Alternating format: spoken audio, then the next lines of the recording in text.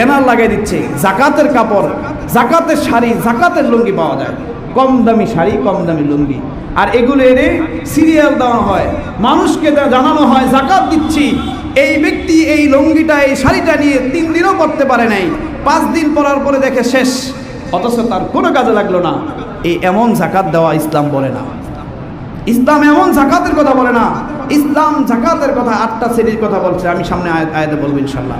জাকাত যদি কেউ না দেয় তাহলে কি ক্ষতি? মনে রাখবেন, জাকাত না দেওয়ার ব্যাপারে আল্লাহ তাআলা সূরাতুত তাওবার ভিতরে 35 নম্বর আয়াতে আল্লাহ তাআলা বলেন, ইয়াউমা ইউহমা আলাইহা ফি নারি জাহান্নামা, কিয়ামতের ময়দানে আপনার রেখে যাওয়া দুনিয়ার ভিতরে যে সম্পত্তিগুলো আপনি রেখে গিয়েছেন, মনে করলেন আমাকে মনে হয় ব্যাংক ব্যালেন্স করলে মানুষ বড়লোক বলবে, আপনি কখনো খরচ করেন নাই, জাকাতও প্রদান করেন নাই, ওই সম্পত্তি ব্যাংকেই পড়ে থাকবে, আপনি দুনিয়া থেকে বিদায় নিয়ে চলে যাবেন। আল্লাহ তাআলা বলেন, কিয়ামতের ময়দানে আপনার ওই জাকাত না দেওয়া সম্পত্তিগুলোকে একত্র করে যা আগুনের ভিতরে পোড়ানো হবে। পোড়ানো লোহাকে যেমন আগুনের ভিতরে পুড়িয়ে একেবারে পানি পানি করে ফেলা হয়। ওয়াইকামিস সালাতি ওয়া ইতাইজ যাকাতি ওয়াল হজ্জি ওয়াস সাওমি রমাদান আও কামা ক্বালা an-নবী সাল্লাল্লাহু আলাইহি ওয়াসাল্লাম, ইন্নাল্লাহা ওয়া মালাইকাতাহু ইউসাল্লুনা আলান নবী ইয়া আইয়ুহাল্লাযীনা আমানু সাল্লু আলাইহি ওয়া সাল্লিমু তাসলিমা। দুরূদ ইব্রাহিম পাঠ করি, আল্লাহুম্মা সাল্লি আলা মুহাম্মাদিন ওয়া আলা আলি ইব্রাহিম كما صليت على إبراهيم وعلى آل إبراهيم إنك حميد مجيد. اللهم بارك على محمد وعلى آل محمد كما باركت على إبراهيم وعلى آل إبراهيم إنك حميد مجيد. মুআজ্জাজ মুহতারাম সম্মানিত মুসল্লিয়ান কিরাম, মুরব্বিয়ান ইযাম, মহান আল্লাহ রাব্বুল আলামিনের প্রতি অসংখ্য অগণিত শুকর ও সুজুদ, যে মহান রব্বুল আলামিন আমাদেরকে আজকের এই পবিত্র রমজান মুবারকে দ্বিতীয় জুমায় উপস্থিত হওয়ার জন্য, আল্লাহর হুকুম নামাজ আদায় করার জন্য, 2-4টা দিনই কথা শোনা এবং বলার জন্য তৌফিক দান করেছেন। এই জন্য অন্তর থেকে শুকরিয়া আদায় করি, আলহামদুলিল্লাহ। আল্লাহ তাআলার অশেষ মেহেরবানি, তিনি আমাদেরকে রোজা অবস্থায় আল্লাহর ঘরে নিয়ে এসেছেন। আল্লাহ তাআলা পৃথিবীর এই মানুষগুলোকে বিশেষ 5টি বিধান দিয়েছেন, ফরজ বিধান। আল্লাহ রাসূল সাল্লাল্লাহু আলাইহি সাল্লাম এই 5টি বিধানকে বলেছিলেন ইসলামের খুঁটি, বুনিয়াল ইসলাম, ইসলামের ভিত্তি বলেছেন। এর মধ্য থেকে আল্লাহ রাসূল সাল্লাল্লাহু আলাইহি সাল্লাম প্রথমটাই বলেছিলেন শাহাদাতু আল্লা ইলাহা ইল্লাল্লাহ, আল্লাহ তাআলাকে এক বলে বিশ্বাস করা, দিলে প্রাণে অন্তর দিয়ে বিশ্বাস করা। এই কালিমা প্রত্যেকটা মানুষের উপরে ফরজ। আল্লাহ তাআলা আমাদেরকে এই কালিমা নসিব করেছেন, বলেন আলহামদুলিল্লাহ। যাদের এই কালিমা নসিব হয়েছে, এই কালিমা নসিব হওয়ার পরে তাদের উপরে আরো 4টা ফরজ আল্লাহ তাআলা দিয়ে দিয়েছেন।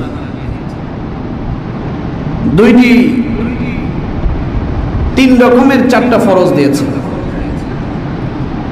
একটা হলো শারীরিক, আরেকটা হলো মালি, আর আরেক রকমের ইবাদত হলো ফরজ বিধান হলো যেটা শারীরিক এবং মালি দুইটাই অংশগ্রহণ আছে। শারীরিক যে ইবাদত আল্লাহ তাআলা ফরজ করে দিয়েছেন সেটা হলো নামাজ এবং রোজা।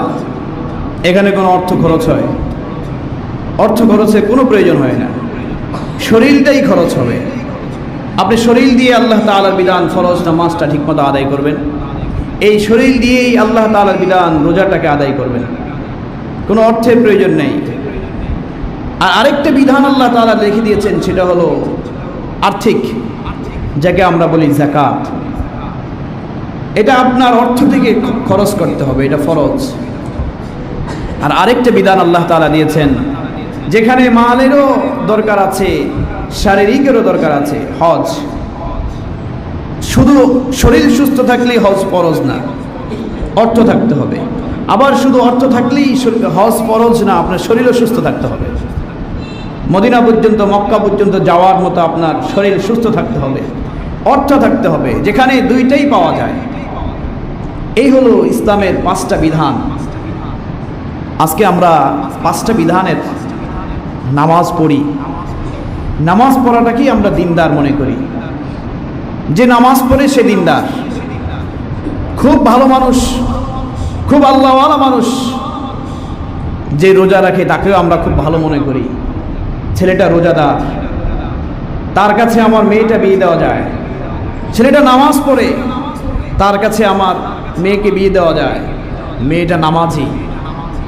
কিন্তু আরেকটা দিক আছে, সেই দিকটা আমরা কখনোই লক্ষ্য করি না।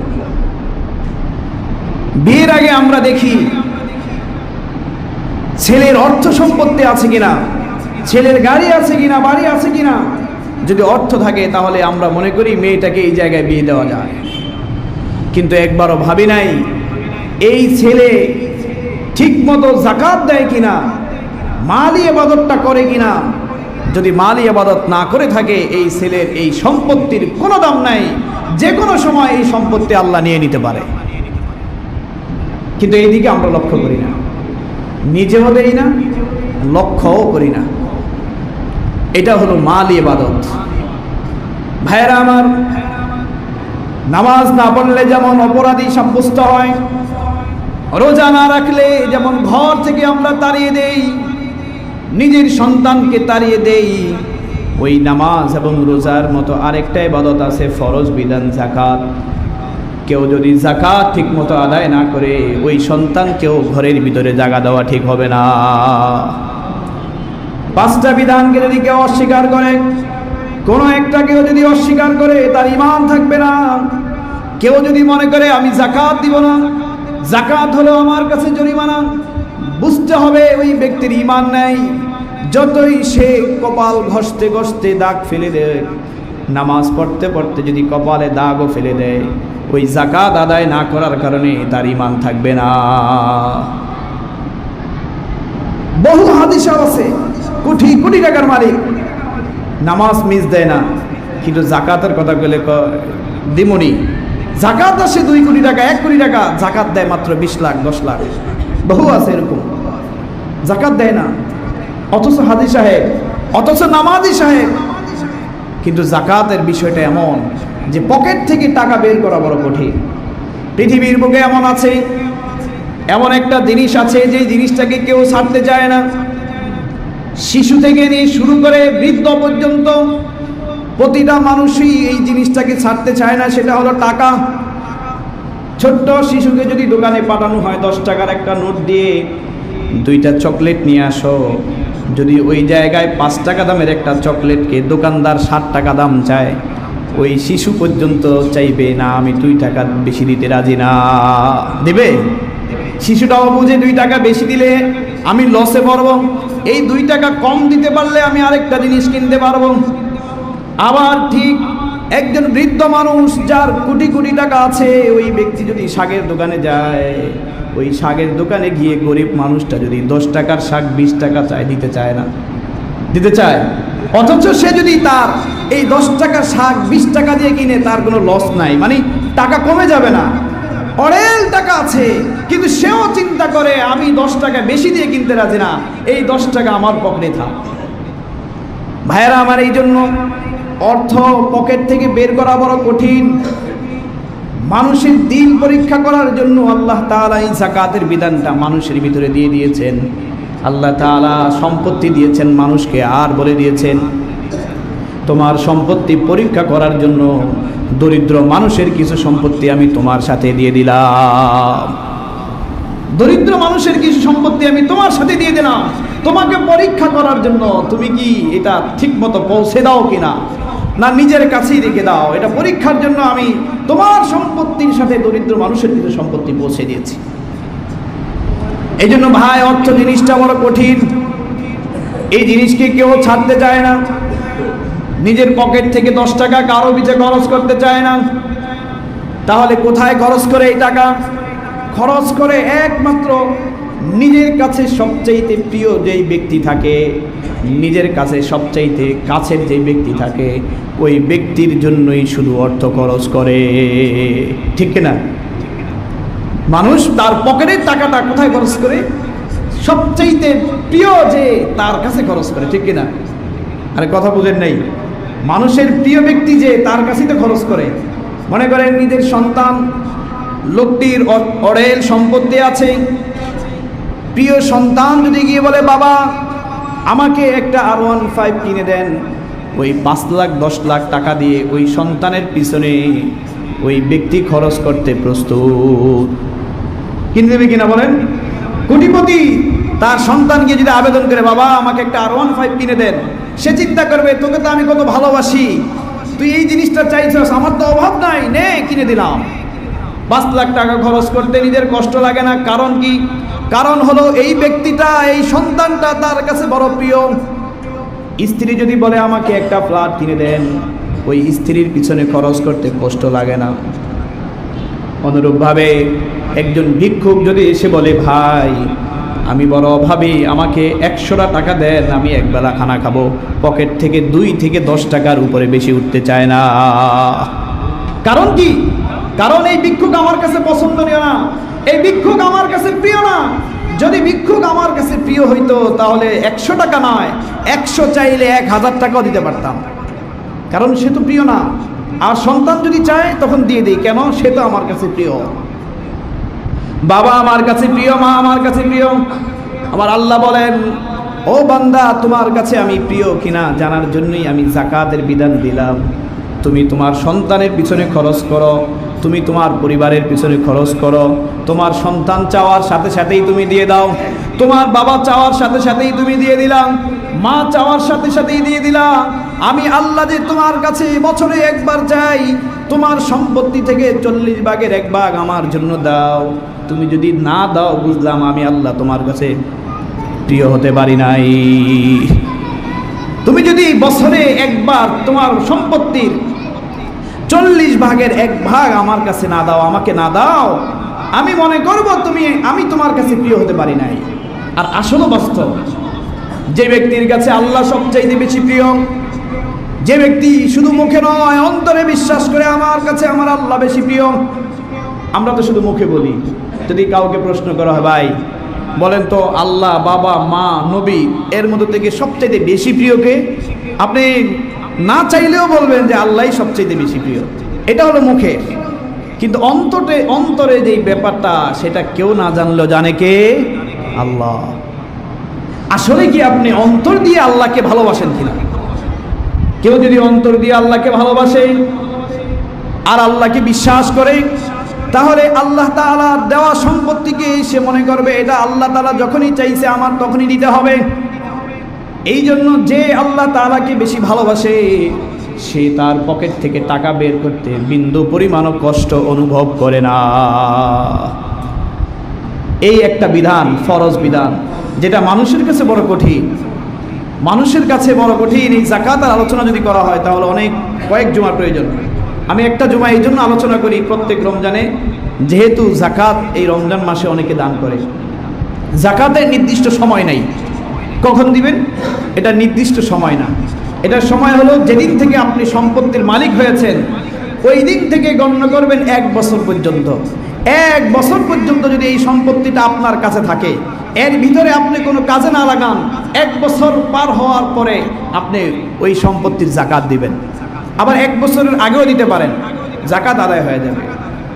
যেমন মনে করেন গত কোরবানির সময় আপনার কাছে অর্থ আসছে, এখন রমজান আসছে, এখন কিন্তু 1 বছর পূর্ণ হয় নাই, হয়েছে? আবার কোরবানি আসলে 1 বছর পূর্ণ হবে। এখন আপনি যদি চিন্তা করেন না এই রমজান মাসে দান করলে যেহেতু 1/70 সওয়াব বেশি, আমি আমার যাকাতটা হিসাব করে আমি রমজান মাসে যাকাতটাই দিয়ে দেই। ম্যাক্সিমাম মানুষ এই রমজান মাসে যাকাত দেয়, এই জন্য যাকাতের আলোচনা করতে হয়। তো এই যাকাতের গুরুত্ব অনেক বেশি। যাকাতের গুরুত্ব কেমন গুরুত্ব? ফরজ বিধান। নামাজের গুরুত্ব যেমন, যাকাতের গুরুত্ব তেমন। আল্লাহ তাআলা কোরআনুল কারীমের যত জায়গায় নামাজের কথা বলেছেন, ম্যাক্সিমাম জায়গায় নামাজের সাথে যাকাতের আলোচনা যোগ করে দিয়েছেন। কোরআনুল কারীমের প্রায় 35টা জায়গার ভিতরে আল্লাহ তাআলা নামাজের সাথে যাকাতের আলোচনা করে দিয়েছেন, আর বুঝিয়ে দিয়েছেন তুমি যাকাত আদায় না করলে তোমার নামাজের কোনো দাম নাই। তুমি শুধু শরীর খরচ করবা, সারা রাত ইবাদত করতে কইলে রাজি, কিন্তু তোমার পকেট থেকে 2 টাকা বের করার কথা কইলে রাজি না। এমন ইবাদত আমি আল্লাহ কবুল করব না। এই জন্য প্রত্যেকটা নামাজের সাথে সাথে আল্লাহ তাআলা যাকাতের কথা বলে দিয়েছেন। আল্লাহ তাআলা বলেন, ওয়া আকিমুস সালাতা ওয়া আতুজ যাকাত ওয়ারকাউ মা'আর রাকিঈন। তোমরা নামাজ প্রতিষ্ঠা করো, যাকাত প্রদান করো, যাকাত আদায় করো, আর ওয়ারকাউ মা'আর রাকিঈন, রুকুকারীদের সাথে রুকু করতে থাকো। আরেক আয়াতে আল্লাহ তাআলা বলেন, বনি ইসরাঈলদেরকে উপদেশ দিতে গিয়ে আল্লাহ তাআলা বলেন, ওয়া আকিমুস সালাতা ওয়া আতুজ যাকাত। বনি ইসরাঈলদেরকে আল্লাহ তাআলা অনেকগুলো উপদেশ দিয়েছেন।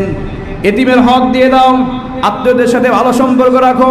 এই আলোচনাগুলো, উপদেশগুলো দেওয়ার শেষে আল্লাহ তাআলা বলেন, ওয়া আকিমুস সালাতা ওয়া আতুজ যাকাত, তোমরা নামাজ আদায় করো আর যাকাত প্রদান করো।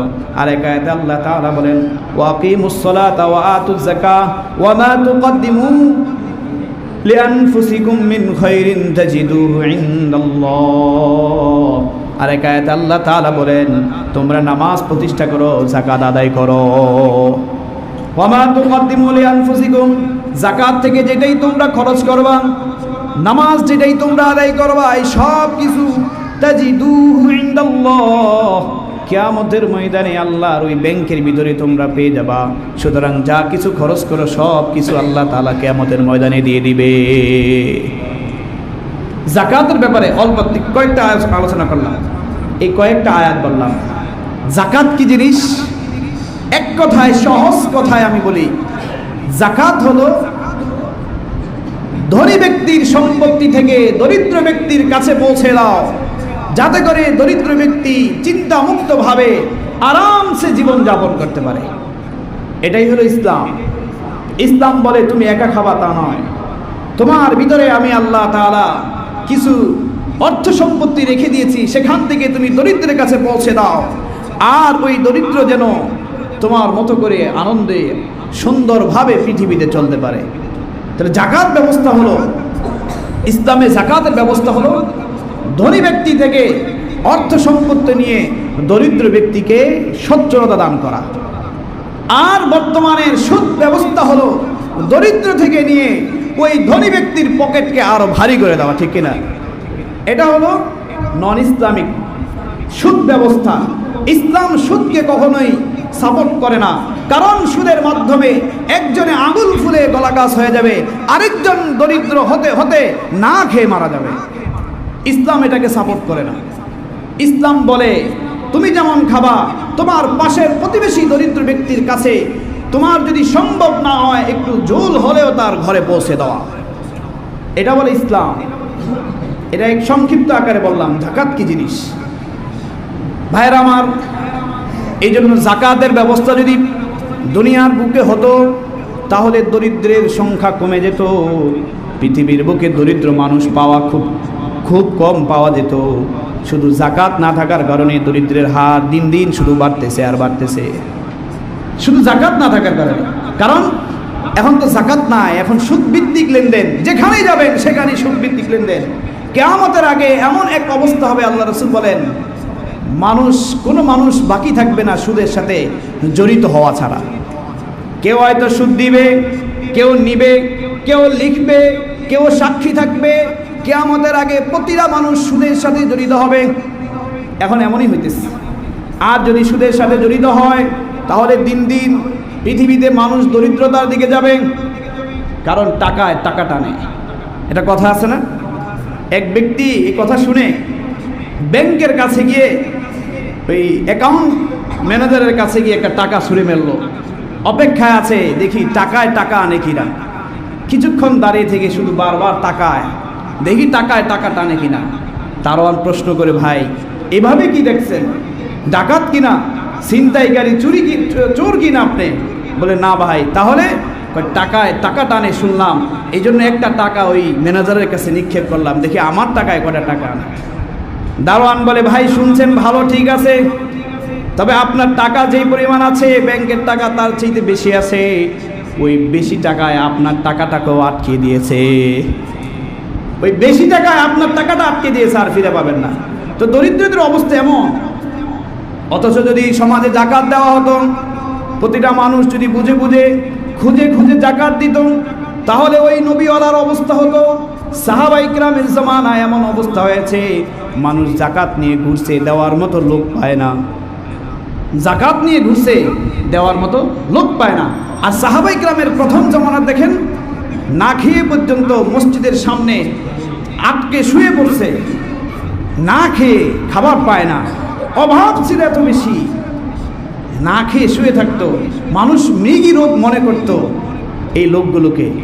কিন্তু সেই মানুষগুলো যখন জাকাত দেওয়া শুরু করলো, রসুলের জমানা গেল, আবু বকরের, ওমরের, ওসমান, আলীর জমানা গেল, হযরত ওমর ইবনে আব্দুল আজিজ রহমতুল্লাহ আলাইহির জমানায় আসার পরে হঠাৎ করে একজন ব্যক্তি 3 দিন যাবৎ ঘুরতেছে, জাকাত দেওয়ার মতো কোনো লোক খুঁজে পায় নাই। লোকটি এভাবে ঘুরতে ঘুরতে একদিন ক্লান্ত হয়ে জাকাতের পোটলা নিয়ে এক জায়গায় শুয়ে পড়লেন। শুয়ে পড়ার কারণে ধুলাবালি তার গায়ে, বিভিন্নভাবে ধুলাবালি তার গায়ে লাগলো, পোশাকগুলো ময়লা হয়ে গেল। এমন সময় আরেকজন ব্যক্তি আরেকটা পোটলা নিয়ে এসে দেখে রাস্তার পাশে লোকটি শুয়ে আছে, পোটলা একটা পাশে নিয়ে। ওই ব্যক্তি চিন্তা করলো, আলহামদুলিল্লাহ, আমি জাকাত দেওয়ার মতো লোক খুঁজে পাই নাই, এই যে একজন রাস্তার পাশে পাইলাম, তাকে জাকাত দিয়ে দিব। আসলে কি সে জাকাত নেওয়ার জন্য শুয়েছে? সে জাকাত দেওয়ার জন্য খুঁজতে খুঁজতে ক্লান্ত হয়ে শুয়ে পড়ছে। আর আরেকজন এসে মনে করছে সে হয়তো জাকাত খাওয়ার উপযুক্ত। লোকটির কাছে পোটলা দিয়ে বলল, ভাই আমাকে বাঁচান, আল্লাহর দেওয়া এই জাকাতগুলো আমি দেওয়ার মতো মানুষ পাই নাই, আপনাকে দিয়ে দিলাম, রাখেন, আপনি জাকাতগুলো রেখে দেন। ওই লোকটি বলে, ভাই আপনার মাথা কি ঠিক আছে কিনা জানেন, আমার পোটলার ভিতরেও জাকাত, আমিও দেওয়ার জন্য মানুষ খুঁজতেছি, পাইতেছি না। তাহলে যেই মানুষগুলো না খেয়ে থাকতো, সেই মানুষগুলো এখন অর্থ নিয়ে ঘুরে জাকাত দেওয়ার মতো লোক পায় না। কেন? ওই যে জাকাত দিলে আস্তে আস্তে দরিদ্রতা দূর হয়। একটা সময় এমন হয়ে গিয়েছে দরিদ্রতা আর নাই। একজন মানুষের যদি মনে করেন 5 লাখ জাকাত আসছে, এই লোকটি যদি 5 লাখ টাকা থেকে নিজের আপন চাচাতো ভাই দরিদ্র, তাকে যদি একটা অটো কিনে দেয় 1 লাখ টাকা দিয়ে, অটোটা কিনে দেওয়ার পরে বলল, ভাই আমার এই টাকাটা জাকাতের টাকা, তোমাকে আমি অটো কিনে দিলাম, যাও এই অটো দিয়ে তুমি প্রতিদিন চলতে থাকবা, সংসার চালাইবা, আর কিছু কিছু করে জমাইতে থাকবা। একদিন যদি তুমিও টাকাওয়ালা হও, তাহলে মনে রাখবা তোমার ওই টাকা দিয়ে তুমি আরেকজনকে জাকাত প্রদান করবা, যেন তোমার মাধ্যমে আরেকটা দরিদ্র ব্যক্তি দরিদ্রতা দূর হয়ে যায়। বলেন, ওই ব্যক্তি যদি কখনো টাকাওয়ালা হয়, সেও তো একদিন জাকাত আদায় করবে, ঠিক কিনা? এভাবে যদি জাকাত আদায় করতে থাকে, দরিদ্র থাকবো। আমরা জাকাতের উল্টাটা করি, আমরা মনে করি জাকাত মানে হলো শাড়ি কিনো। ওই যে ইসলামপুরে গিয়ে দেখবেন, আমরাও দেখছি বহুত, যেহেতু ইসলামপুরে পড়ালেখা করছি, বিভিন্ন এই যে এখন ব্যানার লাগিয়ে দিচ্ছে, জাকাতের কাপড়, জাকাতের শাড়ি, জাকাতের লুঙ্গি পাওয়া যায়, কম দামি শাড়ি, কম দামি লুঙ্গি। আর এগুলো এনে সিরিয়াল দেওয়া হয়, মানুষকে জানানো হয় জাকাত দিচ্ছি। এই ব্যক্তি এই লুঙ্গিটা, এই শাড়িটা নিয়ে 3 দিনও করতে পারে নাই, 5 দিন পরার পরে দেখে শেষ, অথচ তার কোনো কাজে লাগলো না। এই এমন জাকাত দেওয়া ইসলাম বলে না। ইসলাম এমন জাকাতের কথা বলে না।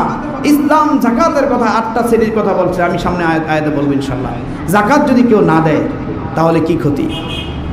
মনে রাখবেন, জাকাত না দেওয়ার ব্যাপারে আল্লাহ তাআলা সূরাতুত তাওবার ভিতরে 35 নম্বর আয়াতে আল্লাহ তাআলা বলেন, ইয়াউমা ইউহমা আলাইহা ফি নারি জাহান্নামা, কিয়ামতের ময়দানে আপনার রেখে যাওয়া দুনিয়ার ভিতরে যে সম্পত্তিগুলো আপনি রেখে গিয়েছেন, মনে করলেন আমাকে মনে হয় ব্যাংক ব্যালেন্স করলে মানুষ বড়লোক বলবে, আপনি কখনো খরচ করেন নাই, জাকাতও প্রদান করেন নাই, ওই সম্পত্তি ব্যাংকেই পড়ে থাকবে, আপনি দুনিয়া থেকে বিদায় নিয়ে চলে যাবেন। আল্লাহ তাআলা বলেন, কিয়ামতের ময়দানে আপনার ওই জাকাত না দেওয়া সম্পত্তিগুলোকে একত্র করে আগুনের ভিতরে পোড়ানো হবে। পোড়ানো লোহাকে যেমন আগুনের ভিতরে পুড়িয়ে একেবারে পানি পানি করে ফেলা হয়, কপালের ভিতরে ঢেলে দিবে, কপালে আপনার কপালে ঢেলে দিবে, ওয়া জুনুবুহুম আপনার কোমরে ঢেলে দিবে, ওয়া যুহুরুহুম, আপনার পিঠের উপরে ঢেলে দেওয়া হবে। এরপরে ওই জিনিসগুলো দিয়ে আপনি পড়তে থাকবেন আর বলবো আল্লাহ তাআলা, আর ওই সময় আল্লাহ তাআলা বলবেন হাযা মা কানাসতুম লিআনফুসিকুম, এটা নাও, এটা হলো তোমার জমানো সম্পত্তি যেটা তুমি দুনিয়ায় জমিয়ে রেখে আসছো। ফাযুকু মা কুনতুম তাকনিজুন, আজকে এই শাস্তিগুলো আস্বাদন করতে থাকো, তোমার ওই জমানোর কারণে এই শাস্তিগুলো তুমি ভোগ করতে থাকো। এইভাবে জানানো হবে। মুফাসসির ইকরাম বলেন আল্লাহ তাআলা আগে কপালের কথা বলছে কেন? কারণ যখন দরিদ্র ব্যক্তি যাকাতের জন্য যাইতো, আগে কপালটা পছরাইতেন কষ্ট করে, এই যে কপালটা একটু বড়ে না, কষ্ট করে কামাই করছি, কপালটা আপনি কি করেন, বইটা তার থেকে মুখ ফিরে নিতেন, এরপরে আপনি কমর ফিরে নিতেন। এই জন্য আগে কপালের ভিতরে ঢালা হবে, তারপরে কমর, তারপরে তাকে পৃষ্ঠ রেখে পিছ দিয়ে আপনি চলে যাইতেন, যাকাত আদায় করতেন না। আল্লাহ বলেন এরপরে 3 নম্বরে ওয়া যুহুরুহুম, তাদের পিঠগুলো পর্যন্ত এইভাবে আগুনের সেক দেওয়া হবে আপনার সম্পত্তি দিয়ে। কি লাভ? দুনিয়াও খাইতে পারলেন না, আখিরাতও আপনার বিরুদ্ধে যাবে, তাহলে লাভ কি? দুনিয়াও আপনি খরচ করেন না, আপনি খরচ করলে কিন্তু আল্লাহ আপনার থেকে যাকাত নিত না। আপনি যদি খরচ করতেন আল্লাহ আপনার থেকে যাকাত নিত না। 1 বছর অতিবাহিত হতে হবে আপনার কাছে, 1 বছরের ভিতরে আপনি একটা খাত কিনছেন, আপনার টাকা চলে গেছে, আল্লাহ বলে নাই যে তুমি যাকাত দাও। যদি নেশাব পরিমাণ মালের মালিক না থাকে তাও আপনার কাছ থেকে নিবে না। 52.5 ভরি রূপার সমপরিমাণ মূল্যের বেশি যদি থাকে আপনার কাছে, তাহলে আপনার উপরে যাকাত আসবে। হাদিস শরীফে আল্লাহ রাসূল সাল্লাল্লাহু আলাইহি সাল্লাম বলেন মান আতাহুল্লাহু মালান ফালাম ইউআদ্দি যাকাতা, যে ব্যক্তি, যাকে আল্লাহ তাআলা মাল দিয়েছেন, সম্পত্তি দিয়েছেন, আর ওই ব্যক্তি যাকাত প্রদান না করে, তাহলে মুসিলা লাহু মালহু সুজাআন আকরাউ লাহু, কিয়ামতের ময়দানে তার ওই সম্পত্তিগুলোকে বিষধর সাপে পরিণত করবে। বিষধর সাপ, টেকু সাপ। টেকু সাপ মানে হলো তার শরীরের ভিতরে, মাথার ভিতরে এত পরিমাণ বিষ থাকবে, বিষ থাকার কারণে তার উপরের পশমগুলো উঠে যাবে। সাপের উপরে ছোট ছোট পশম থাকে না, মাছের মতো আইস, এগুলো উঠে যাবে বিষের তাড়নার কারণে। এই টেকুদর সাপ আপনার পায়ের আঙ্গুল থেকে নিয়ে পুরো শরীরকে পেঁচিয়ে আপনার চেহারার ভিতরে আঘাত করতে থাকবে। আর ওই সময় সাপ বলবে আনা মালুকা ওয়া আনা কানজুকা, আমি তোমার মাল, আমি তোমার গচ্ছিত সম্পত্তি। এই জন্য আমার ভাইরা যাকাত প্রদান করেন। যাকাত কতটুকু? যাকাত হলো 52.5 তোলা রূপার পরিমাণ সম্পত্তি যদি আপনার কাছে থাকে। 5টা জিনিসে যাকাত আসে, বিস্তারিত বলা সম্ভব না, বহুত সময়ের প্রয়োজন। যাদের যাকাত আসে মনে হয়, ইমাম সাহেব বা কোনো একজন মুফতি সাহেবের সাথে যোগাযোগ করে আপনি বুঝে নেবেন আপনার কতটুকু যাকাত আসছে না আসছে। 5টা জিনিসের উপর যাকাত হয়। 1 নম্বর হলো নিজের ক্যাশ টাকা, 2 নম্বর হলো স্বর্ণ, 3 নম্বর হলো রূপা, 4 নম্বর হলো ব্যবসায়ী পণ্য যেটা দিয়ে আপনি ব্যবসা বাণিজ্য করতেছেন, 5 নম্বর হলো আপনার টাকা যেটা আরেকজনের কাছে পাওনা, যদি পাওয়ার আশঙ্কা থাকে। আপনার টাকা আরেকজনের হাওলাত দিছে, পাওয়ার আশঙ্কা আছে, 1 মাস পরে দিয়ে দিবে, আপন ভাই নিচে দিয়ে দেওয়ার সম্ভাবনা, হাওলাত আছে না, এগুলোর যাকাত, এই 5টার যাকাত।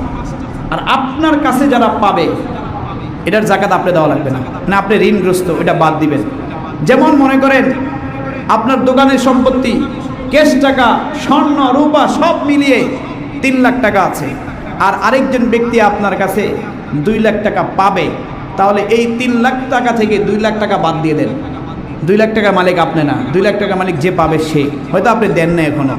তো 2 লাখ টাকা বাদ দিলে কত থাকে? 1 লাখ। এবার এই 1 লাখ টাকার যাকাত দিবেন। 1 লাখ টাকা দেখবেন আপনার নেশাব পরিমাণ হয়েছে কিনা, ওই 52.5 তোলা রূপার পরিমাণ হয়েছে কিনা। যদি দেখেন 52.5 তোলা রূপার বেশি আছে, তাহলে আপনি ওখান থেকে যাকাত আদায় করে দেবেন। যাকাত যদি কেউ আদায় করে, আল্লাহ রসুল বলেন তার মালের হেফাজতের জিম্মাদারি আল্লাহ তাআলা নিয়ে নেবে। যাকাত হলো পচা পচা জিনিস, পচা মাল। এটাকে যদি ভালো পেঁপের সাথে যদি পচা পেঁপে লেগে থাকে, বলেন একদিন কিন্তু ভালো পেঁপেটাও কি ধরবে? পচন ধরবে।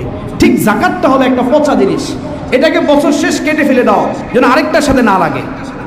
আর যদি না কেটে রাখেন, নিজের কাছেই রেখে দেন, অল্প একটু কাটেন, মনে রাখবেন একদিন আপনার মালও পচে যাবে।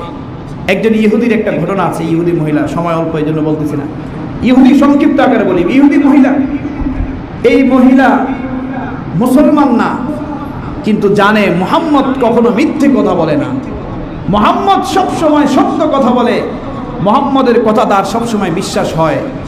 এই ইহুদি মহিলা মুহাম্মদের জবান থেকে শুনছে কেউ যদি যাকাত দান করে তাহলে তার মাল কখনো ধ্বংস হয় না।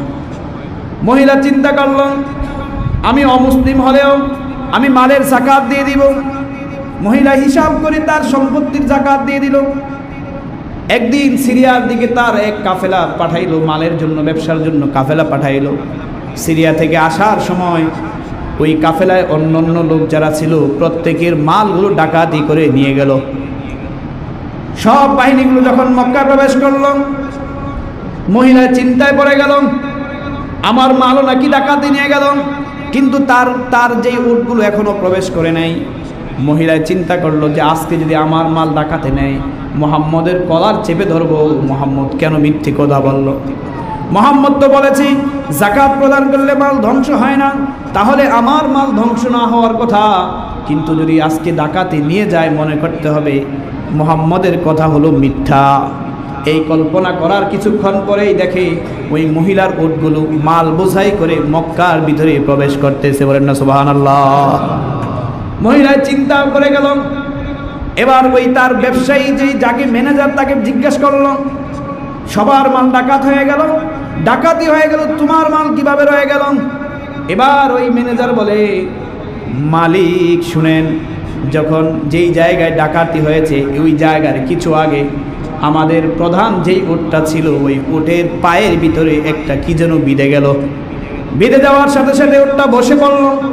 আর আরবদের নিয়ম হলো প্রধান উট যখন বসে যায় বাকি উটগুলো আস্তে আস্তে বসে পড়বে। তো প্রধান উটটা যখন বসে পড়লো, বাকি উটগুলো বসে পড়লো, আর বাকি কাফেলা কিন্তু সামনে চলে গেছে। চলে যাওয়ার পরে ওই জায়গায় ডাকাতি ধরে তাদের থেকে টাকা নিয়ে গেছে।